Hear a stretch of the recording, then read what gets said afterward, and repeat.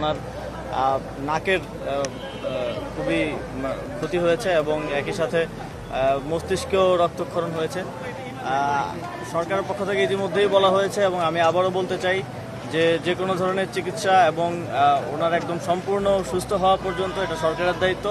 প্রয়োজনে আমরা দেশের বাইরে উন্নত চিকিৎসার জন্য ওনার নাকের যে সমস্যাটা হয়েছে সেটা মনে হয় না বাংলাদেশে সেটার সম্পূর্ণ সমাধান সম্ভব, সেটা সরকার দায়িত্ব নেবে। এবং একই সাথে যেই ফ্যাসিবাদী শক্তিরা এখনও বারবার নানা ফরম্যাটে তাদের শক্তি প্রদর্শন করছে এবং জুলাই গণঅভ্যুত্থানের যারা সম্মুখ সারির নেতৃত্ব আছেন, জুলাই গণঅভ্যুত্থানে যারা অংশগ্রহণকারী আছেন তাদের উপর তাদের পরাজিত হওয়ার যেই আক্রোশ সেটা মেটানোর চেষ্টা করছেন, তাদের প্রতি আমরা কড়া হুঁশিয়ারি দিতে চাই।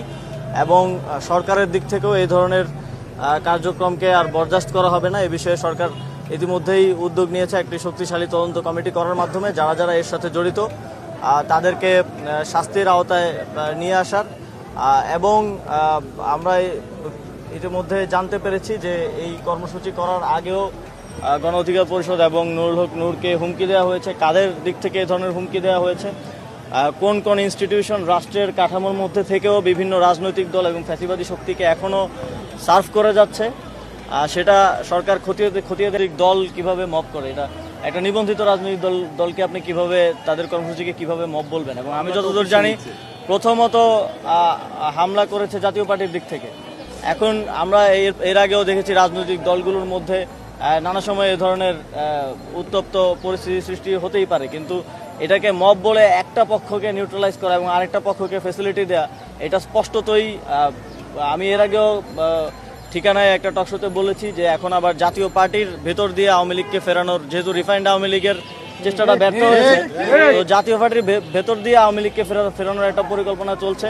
কিন্তু এরা জাতীয় পার্টি হচ্ছে একদম সুনির্দিষ্ট এবং চিহ্নিত ফ্যাসিবাদী। আমরা যে দেখেছি বিগত সময়ে কিভাবে আওয়ামী লীগের এই ফ্যাসিবাদী সংসদকে বারবার বৈধতা দিয়েছে জাতীয় পার্টি, কিভাবে ভারত থেকে প্রেসক্রিপশন এনে বাংলাদেশের তারা একটা কৃত্রিম সংসদ তৈরি করেছে, কৃত্রিম গণতন্ত্র দেখিয়েছে।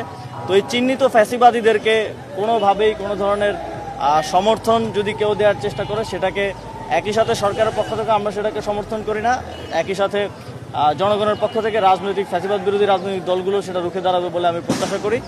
এবং আমরা আরেকটা জিনিস স্পষ্টভাবে বলতে চাই যে এখানে ইনক্লুসিভ নির্বাচনের নামে অনেকেই চাইবে না যে আগামীর বাংলাদেশে আওয়ামী লীগকে ছাড়া বা আওয়ামী লীগের স্টাবলিশমেন্ট ছাড়া কোনো ধরনের রাজনৈতিক কিংবা গণতান্ত্রিক সেটেলমেন্ট হয়ে যাক।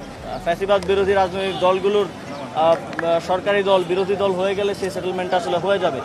তো সেই জায়গা থেকে অনেকে নির্বাচন পেছানোরও চেষ্টা করবে। তারা আওয়ামী লীগকে নানা ফরম্যাটে যদি তারা না আনতে পারে তাহলে তারা সেটা বানচালেরও চেষ্টা করবে বলে আমরা ধারণা করি।